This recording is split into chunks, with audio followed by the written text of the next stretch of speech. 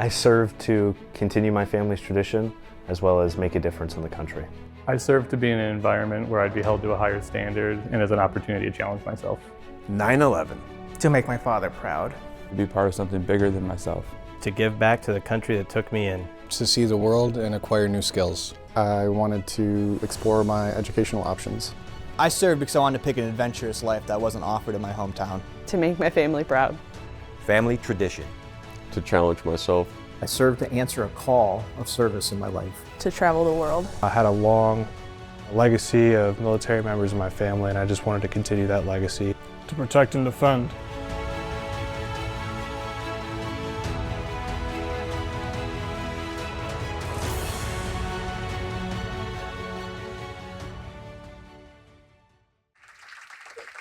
We invite you to stand, if you are able, for the singing of our national anthem, performed by GVSU's a cappella group, Euphoria.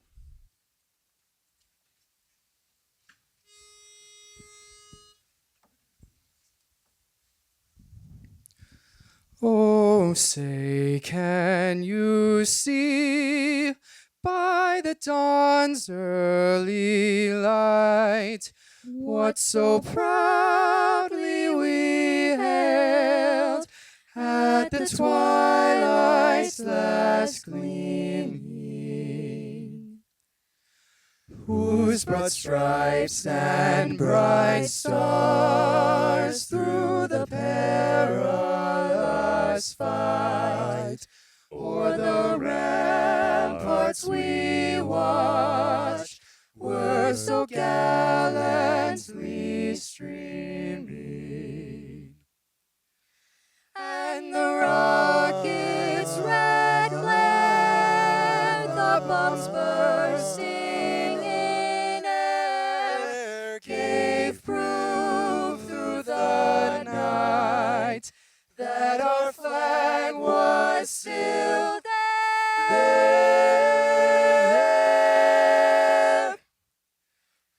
Oh, say, does that star-spangled banner yet wave o'er the land of the free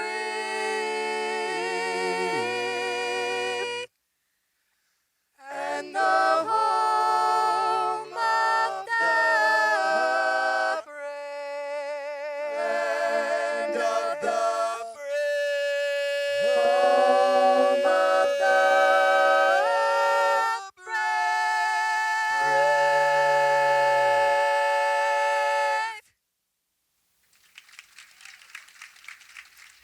You may be seated. Thank you, Euphoria, for that beautiful rendition. Good afternoon, everyone. My name is Megan Rydecki. It's my pleasure to serve as your director here at the Hauenstein Center for Presidential Studies at Grand Valley. We are so thrilled to have you all here today, and on behalf of our center and President Mantella, we want to welcome you to the President's Annual Veterans Day Luncheon. Before we get started, I just want to note a few special guests that we have in the audience with us today, one being our Board of Trustees member, Noreen Myers. Noreen, thank you for being here. We also have a number of elected officials who've taken some time out of their busy schedules to join us, and I want to recognize them quickly as well. State Senator Mark Huizenga, State Representative John Fitzgerald, State Representative Carol Glanville, Kent County Commissioner Chair Ben Green, and Grand Rapids City Commissioner Kelsey Perdue. Thank you all.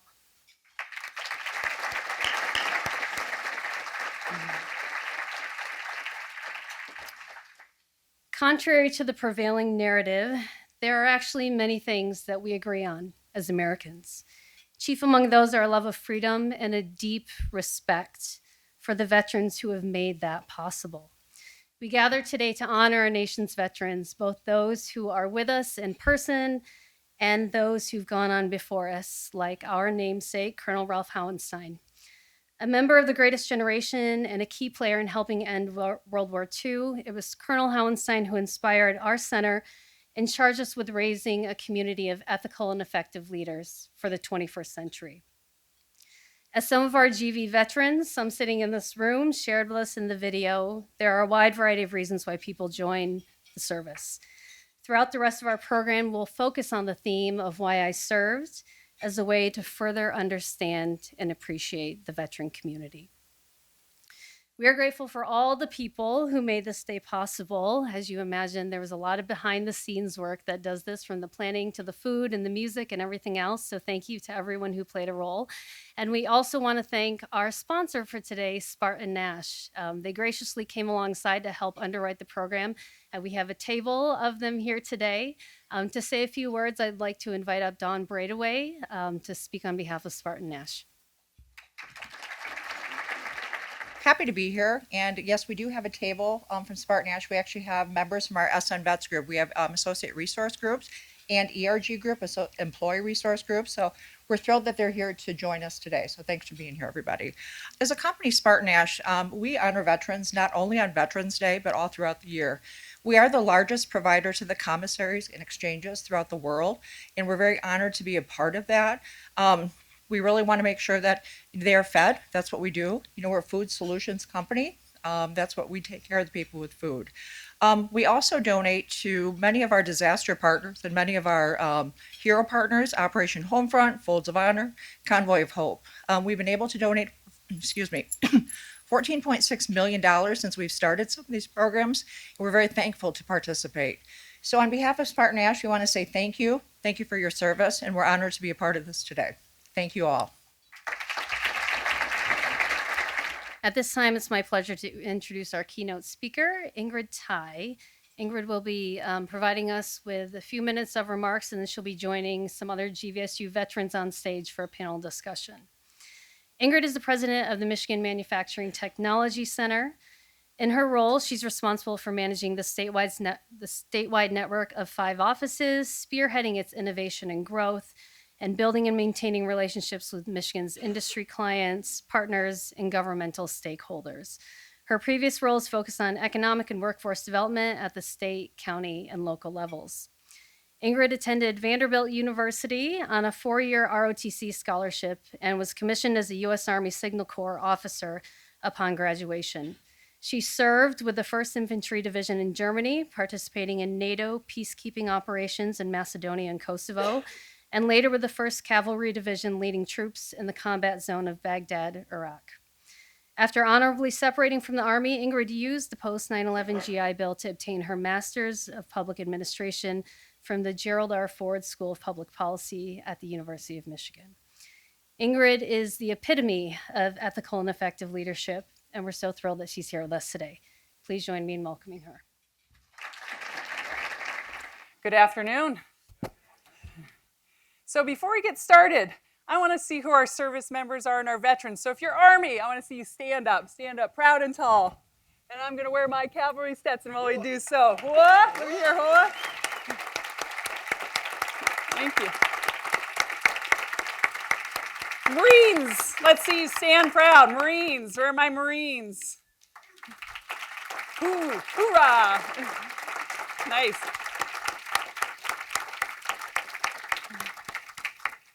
Air Force, stand up.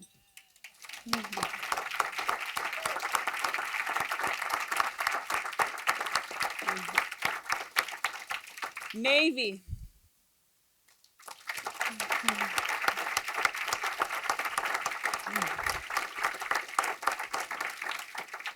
And Coast Guard. Last but not least, Coast Guard. Any Coasties in the house? We have that, yeah?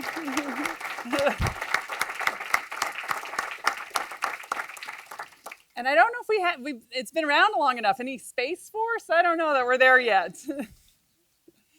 Well, thank you for having me. It's an honor to be here. President Mantella, to the GVSU faculty, to the staff, to the students, business leaders, community leaders, veterans. I'm so proud and honored to be here as a veteran, as a combat veteran, speaking to you today.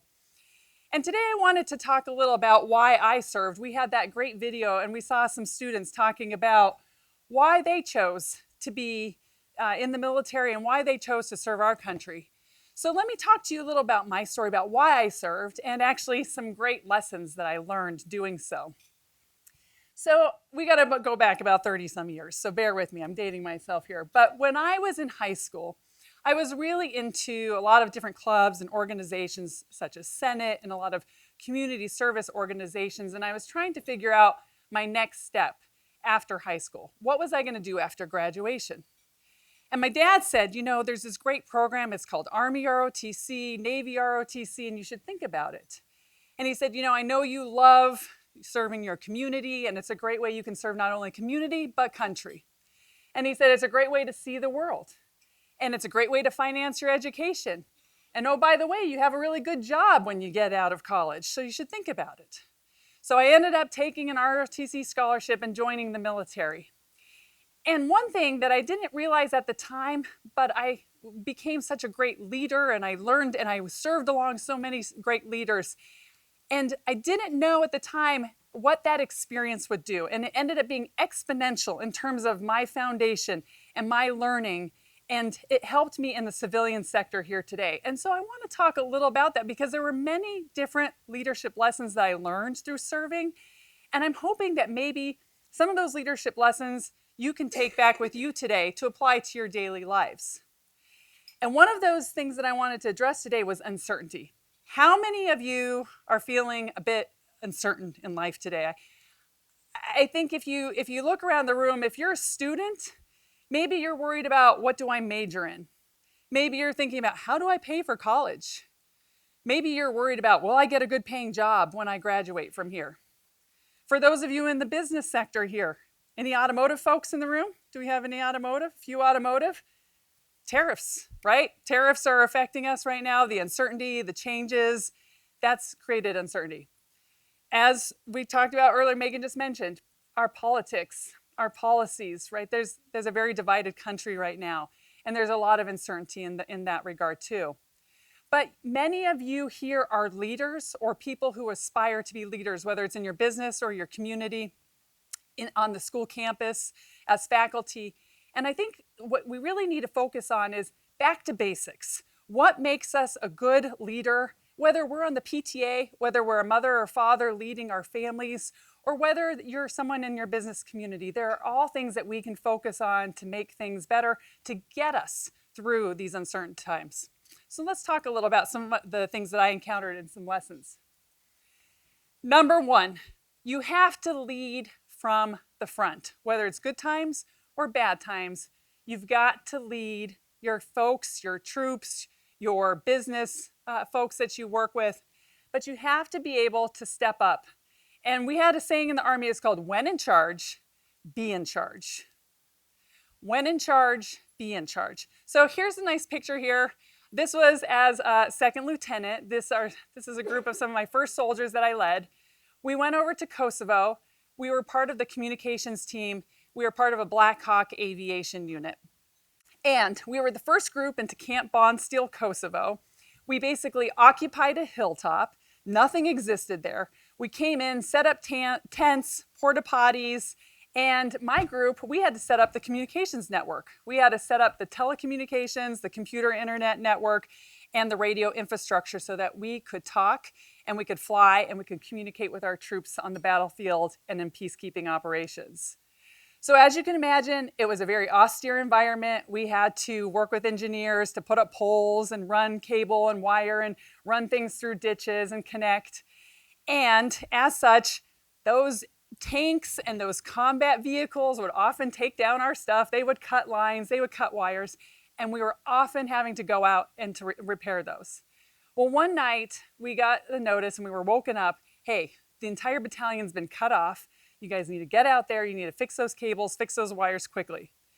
My soldiers were beaten down. Morale was low. We were tired. It was cold. It was dark. It was rainy. And I knew that in order to get it done, I needed to get out there with them. So I put on my tennis shoes, and this is a picture. So after a full night of fixing cables, fixing wires in the mud and rain, we came back. That's the fun picture that you see where we're in muddy tennis shoes, but we did it. And what it ended up doing was it actually ended up earning me as their leader more respect. We built a stronger camaraderie amongst our team. And in fact, 25 years later, I am still on a text string with all of those soldiers right there. And that's the relationships that I have with those folks. Because you have to, if you're going to ask your folks to do something, you need to be able and be willing to get out there and do it with them. So in the civilian sector, I use that same philosophy. And when I was the downtown director of Birmingham, Michigan, I did the same thing. If I was going to help small businesses in our community, I walked the town every day. I'd grab a cup of coffee. I'd visit some of our businesses and I'd say, what's going well? What are your challenges? How can I help? And when it came time to programming initiatives and budgeting things for those folks, I knew exactly what they needed and exactly how to help. So if you're leading in whatever you're doing, you've got to go visit those plants. You got to go visit your teams in different regions of the US. You got to go see your committees out on campus. What are they doing? How's it going? And check in on them. Stay calm. This is not always easy. This is a picture of one of our vehicles that we would take out on a regular basis on a convoy. And I'll tell you, every time we would leave the wire or leave the encampment, we were always very nervous. I was stationed in Baghdad with the 1st Cavalry Division, and we were at Camp Victory, which was on the international airport at that time. And I frequently had to go with my troops to the Green Zone, which is where the embassy was located.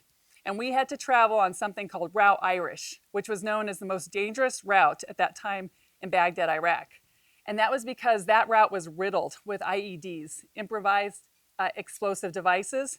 And a lot of times convoys would come under attack. There was ambushes, and they also would suffer attacks by rocket and mortar attacks. Every time though, I knew, even though I was scared and nervous, I had to stay calm. I had to go through that convoy briefing with everybody. We had to check weapons to make sure they functioned properly. And we had to make sure everyone knew his or her sector that they had to guard so that we could be ready. You had to stay locked in, you had to stay calm, and you had to stay focused. So even in times like this helped serve me in the civilian sector. Again, in downtown Birmingham, COVID hit during that time. I remember the day the state announced they were closing schools and that businesses weren't going to be able to operate. I got calls off the hook. My office was getting calls off the hook. People were calling, what do we do? How do we help our customers? What do we do with our restaurant? People who come in to eat, how are we going to help them? Had to stay calm, and I had to control what we could control. So we called the county, we called the state, we got guidance. We set up parking spaces that were designated for takeout food. We talked to online retailers. We taught them how to go online to keep selling. We gave out coupons to our residents so that they would keep shopping and keep businesses afloat. In times of crisis, it is essential that you stay calm, you think clearly, and you think, what is it that I can do in this moment? Communicate. You've got to communicate a lot and frequently, and you have to let them know what you know, and it's okay to say what you don't know. This is a picture of our commanding general, General Corelli, commander of the 1st Cavalry Division while I was in Baghdad. And he was a great example of how coming out and talking to our troops on a regular basis, telling them what was going on, explaining what the situation was, and checking in on morale was very important. This is something that I took with me in this example into my civilian life. Right now, as the president of MMTC, we hold monthly organizational meetings. We put out information, we report out on our KPIs and our metrics. We meet as an executive and a management team on a weekly basis, and we talk about initiatives. We break down silos. We figure out how to work together. And I do things like a weekly email from the president, again, updating people on what's going on. You have to communicate. And this has served us really well, especially now because, again, uncertain times, our organization gets some federal funding and we also get some state funding. And as you know, a lot of organizations have been at risk for losing some of this funding. So we've been really nervous. Were we going to lose some of this? And so I've communicated that on a regular basis. And when there are moments when I just don't have any information, I tell them I'm still in conversations. We haven't heard anything yet, and I'll make sure to update you as soon as things change. And that's okay, but that's what people want to know. Because lack of communication creates a hole, and if you know, rumors start flying, people start to fill in the blanks. So you have to talk often, and you have to be upfront with people.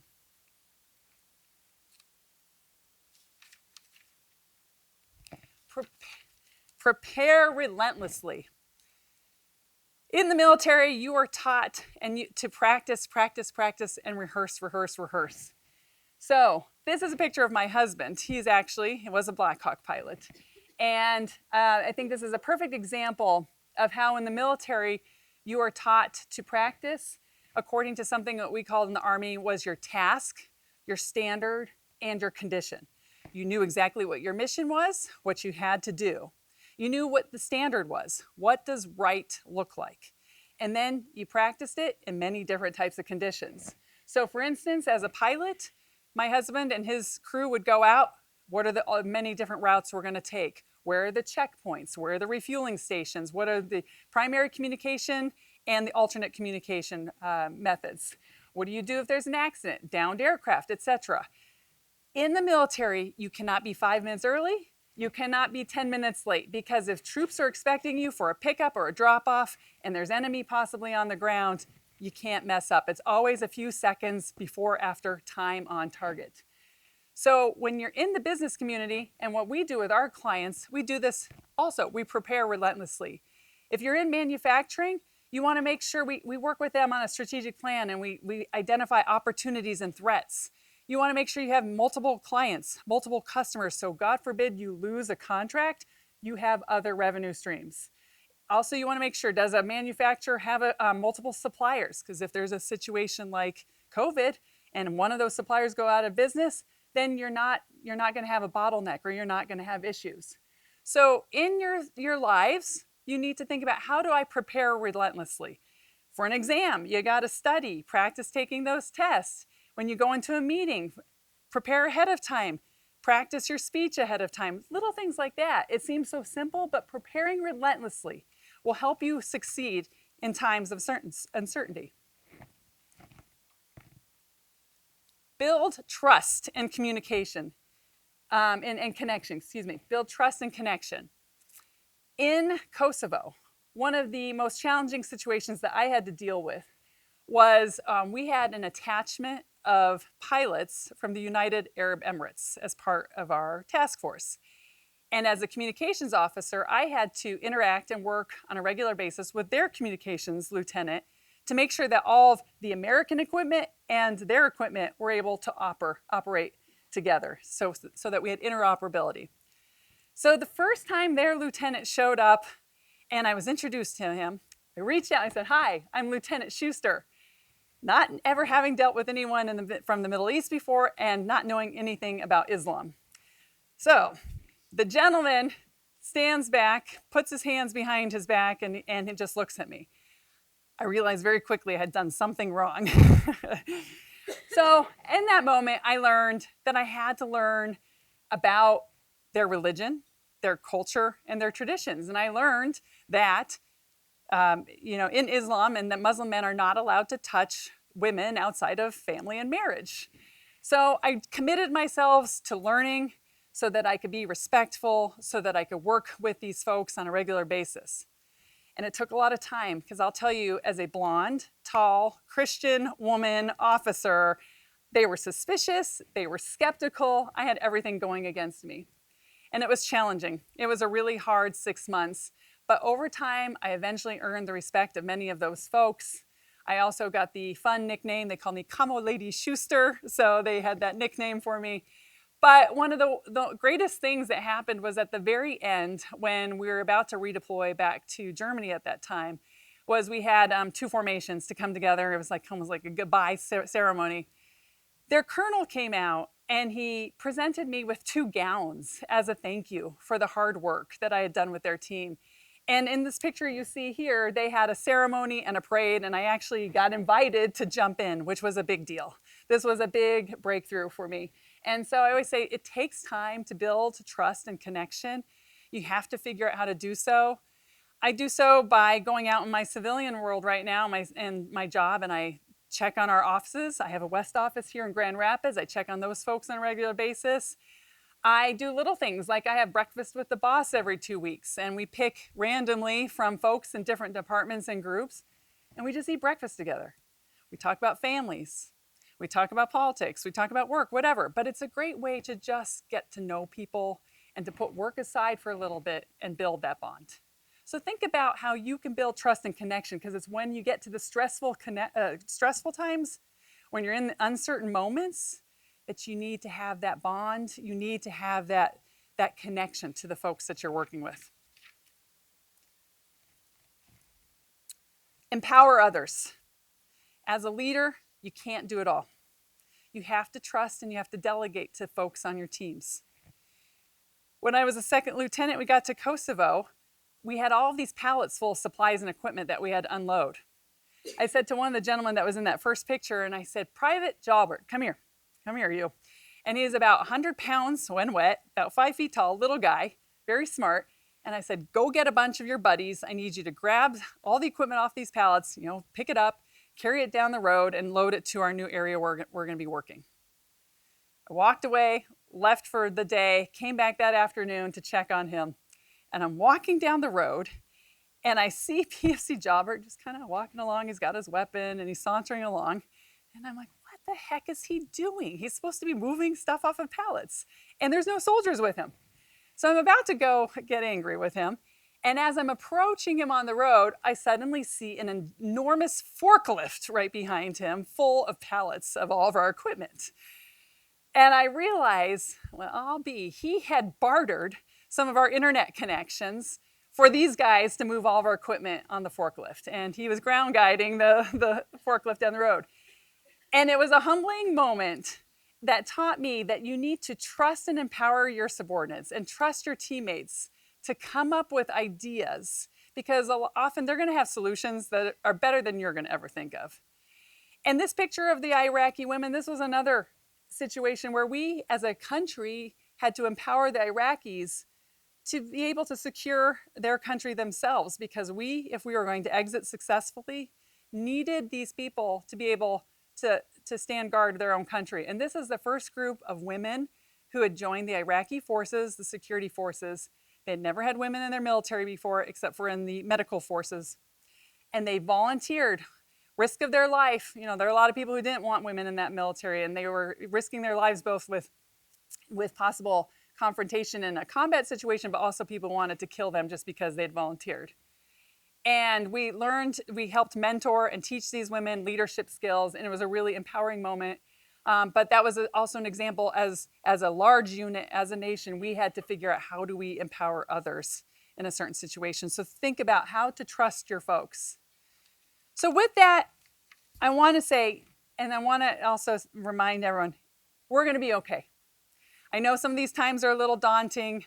We're going through some things at the national level. I know even at the state level, politics have been tricky. Tariffs, we're still waiting on some of those issues. Personally, I know there's probably things going on. But if you practice these basic things, if you think about how you can lead and how you can do this no matter where you serve, no matter what you do, you'll be successful and you'll be okay and you'll do well. And so as you think about why you serve, I hope that you think about the fact that we need leaders. We need good leaders in all of those areas. We need good leaders on campus in these student organizations. We need good leaders in politics. We need good leaders in business. And it's because you have to have these kinds of skill sets to get your organizations and get your groups through the tough times, not just the good times. So with that, I'd like to say thank you very much to all those who have served. It was an honor to be before you today, and happy Veterans Day.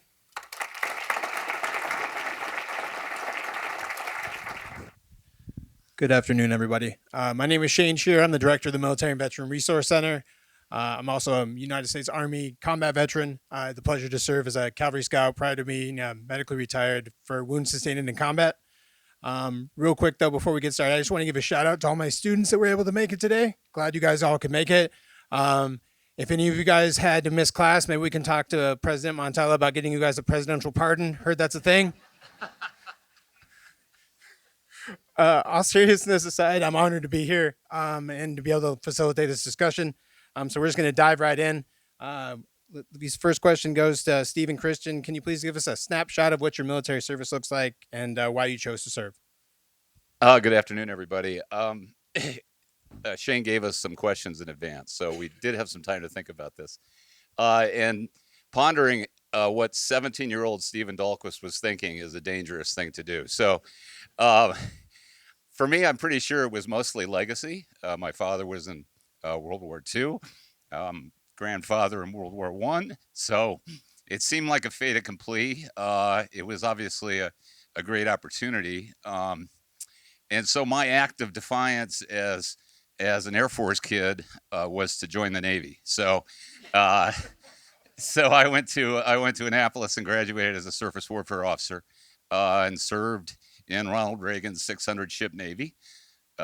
Mostly in the Indian Ocean and Persian Gulf, South China Sea, some real wonderful spots there. chasing the Soviets and keeping them at bay, and did that throughout the 80s until I got out of the Navy and went into industry. So I'll pass it over to Christian. Hello. Name's Christian. I am an Air Force veteran. Unlike Steven, there you go. Unlike Steven, I did not think about this ahead of time. I'm just going to go off the cuff. So I was a 1-in-8, 1-in-0. So that is Arabic crypto linguist as well as an Intel analyst. I bounced around mostly stateside, but did serve as well for a brief time during COVID. Doesn't count, in Ramstein, Germany. Very similar to Steven as well. I had a little bit of a legacy that led me into service before I officially joined in. I felt like after I graduated from high school, I wasn't at that maturity level to like make it through college. I didn't really exactly know where I wanted to go. And my dad, being a Marine, knew better to let me go to the Marines. So he went to the Air Force instead, signed me up the same day. Within about a month, I went from not knowing where I was going to go next to heading to basic training. Awesome, guys. Panel, how have you carried your sense of service and purpose from your military experience into your current life and career?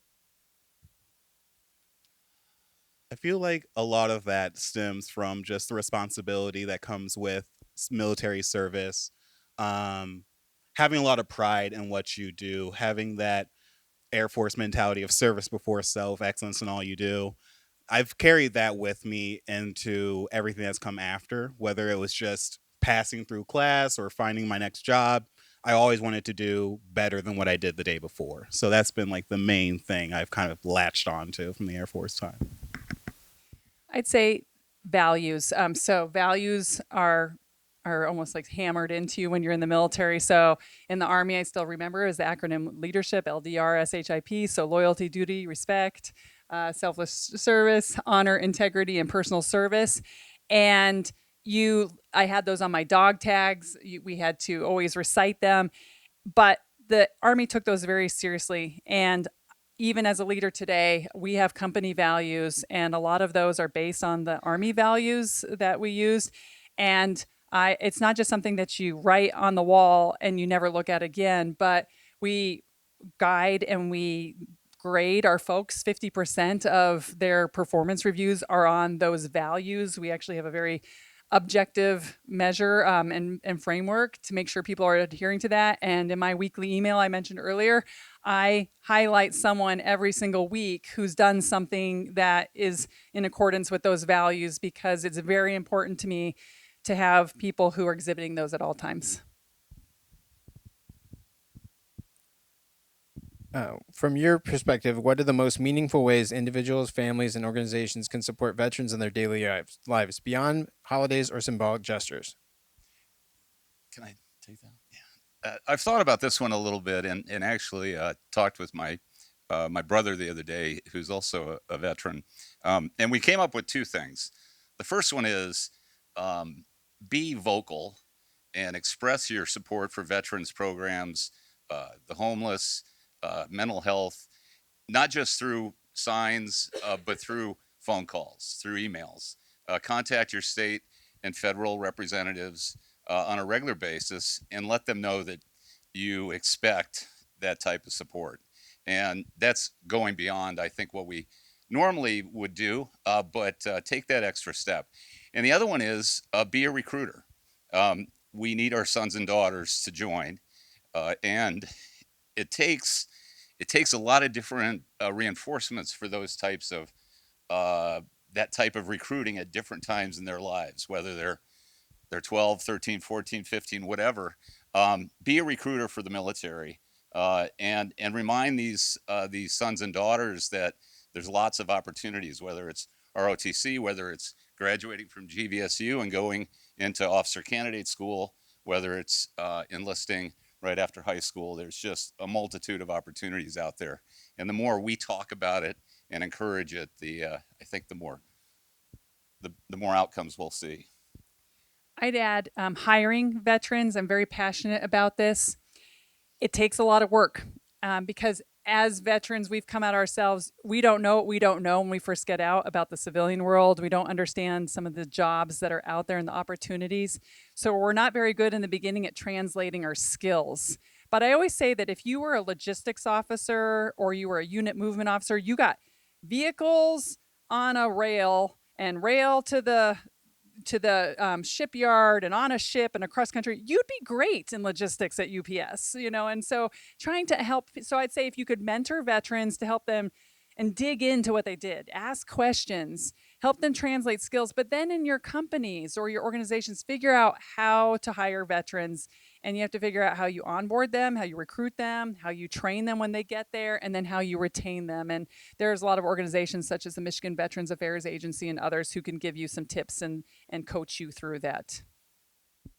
And just to add on one more thing as well, just to have empathy, to have an open mind, as you're kind of like listening to your answers that you all gave as well, it's just this aspect of information, of not just being a recruiter, but to let people know that there are different people in the military, that each of the branches have their own little subsections, that the military as a whole has its subsection. Like looking across the stage, none of us particularly look like each other. And so we all have from these different walks of life, all these different aspects from what we came from that made us who we are. And I feel like a lot of the time, military can just be lumped into that one category. How has your guys' view of leadership evolved since leaving the military?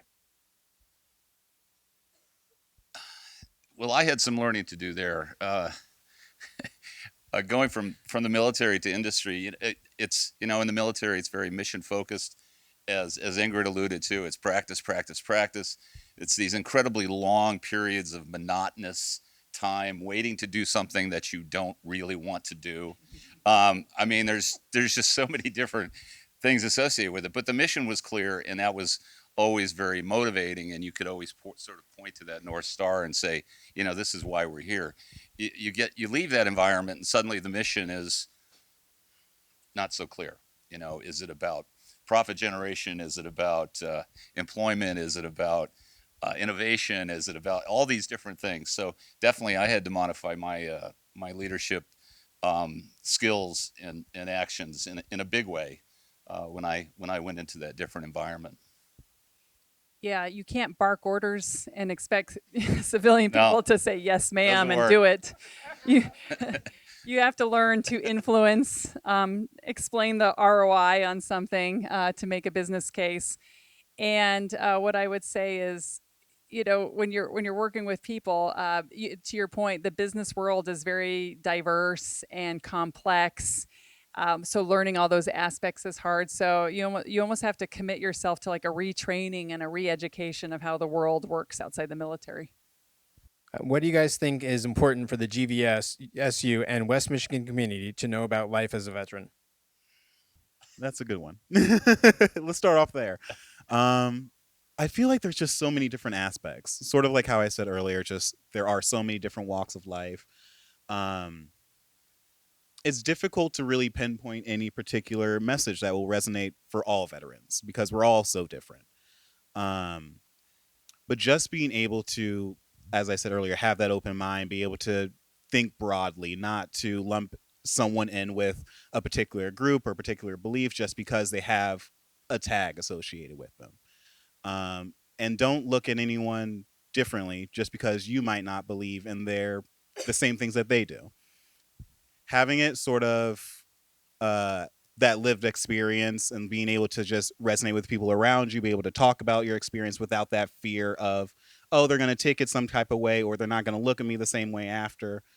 That's the main thing that I found I needed some adjusting to, of who I say to what or what I say to who, and living in that regards. So I don't live in West Michigan. I live in Southeast Michigan, and my office is in Metro Detroit. But I've worked at the state level. I worked in state government doing workforce, and I've worked in Veterans Affairs and workforce specifically. And when I would come over here often for work, what I observed from the state perspective was that the west side of the state is more coordinated and collaborative.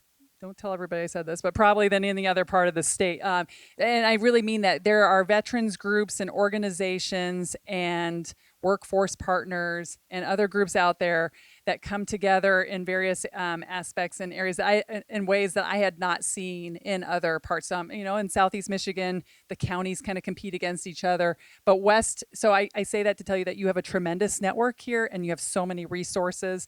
And I would start at, if you don't know where to start at GVSU, and I think they could start fanning you out to all those different areas. And how do you guys stay connected to veterans of the military community today?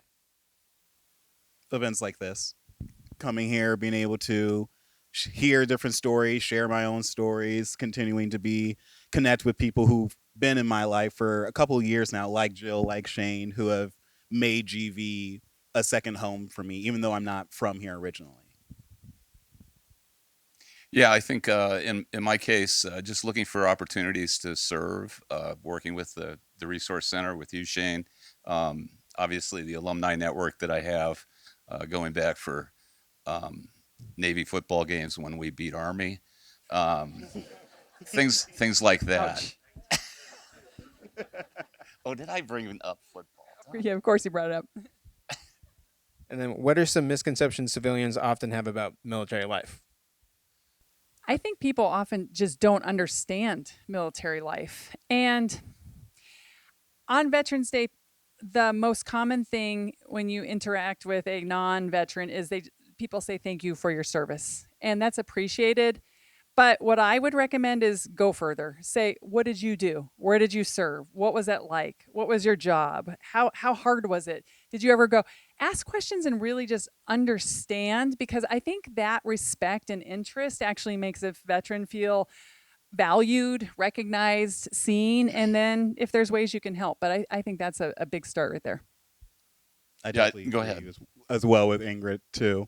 I had this conversation earlier with my coworkers. I came in, they thanked me for my service, and it felt like there was a part of me that was just like, well, I didn't really do anything. I was Air Force. I wasn't just Air Force. I was Chair Force, full in the room, lobster in the DFAC, Air Force.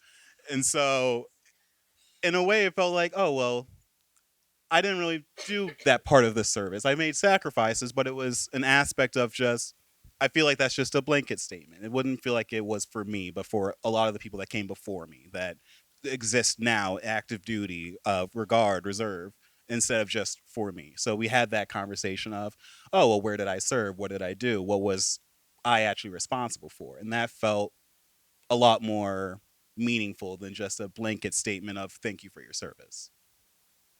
Yeah, I think it's important to recognize that we all had very different experiences. Even if we were in the same service, those experiences are certainly not uniform. And I think most of us spend a good portion of the rest of our lives trying to sort that out a little bit, and reconciling, and also as we age, we think about it differently than we did maybe 10, 15 years ago. So it's sort of a moving target, I think, in a lot of ways. Some of the common themes, though, are certainly separation, and a commitment to things that are sort of difficult to put a finger on at times. But the more empathy, I think, is certainly the way to go. And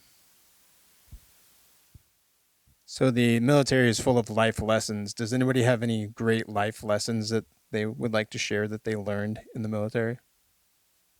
I almost drove the destroyer into the San Francisco Bridge, the Golden Gate Bridge, in fact, and so that was an important life lesson that my captain gave. That was a good learning environment. Yeah, for sure. So, yeah, don't do that.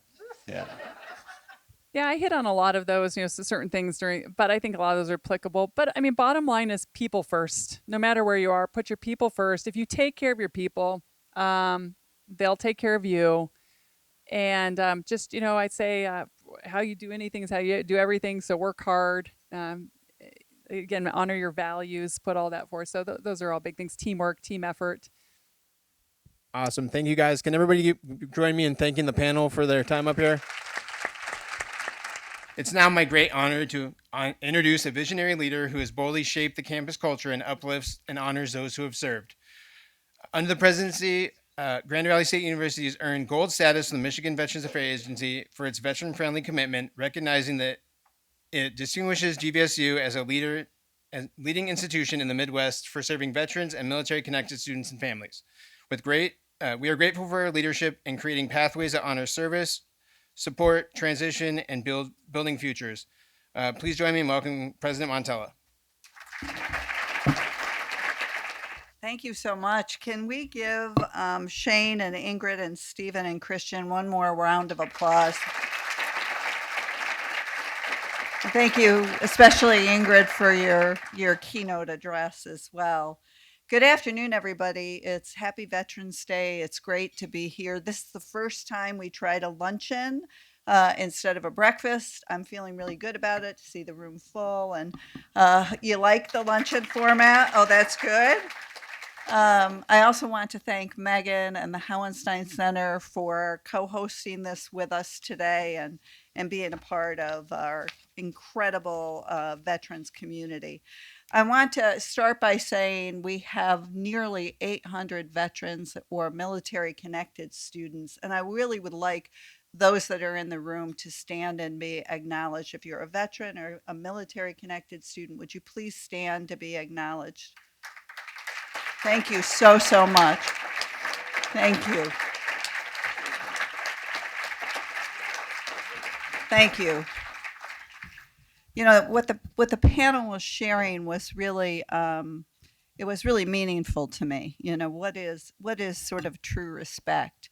And as we come up on Veterans Day, a day that we stop and we pause, I personally tried to use the day as a discipline for considering how we support our veteran and military-connected community in a very real and authentic way. And this has been a journey of starting the Center for Veterans and Military-Connected Students. And I want to acknowledge Jill Hilton-Wolf, who was our inaugural director. Jill, would you stand? Because you set the pace for us, Jill. She's still writing and serving about her journey, particularly in supporting women who are veterans, and I want to thank you for that as well. So the first sort of act was really to realize that we needed leadership. We needed leadership dedicated to our veteran community. And then we needed a home. We needed to start a center, and we did that on our Valley campus. And then thanks to the generosity of the Secchia family, we were able to do that on our downtown campuses as well, our city campus. And then we really considered, I had the opportunity to serve on the Student Veterans of America on the national board. They have one university president. I think it's enough to have one on your board, so I can tell you that.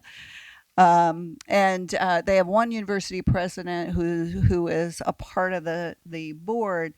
And there was real learning for me there. And one of the problems that was described was that our veterans, as they go into the workforce, their average income was less than the average graduate. And it was either time lost or it was opportunity lost, because as older students, as students that were returning after serving, they weren't as able to take advantage of all of the aspects of the collegiate environment. And so we started to put structure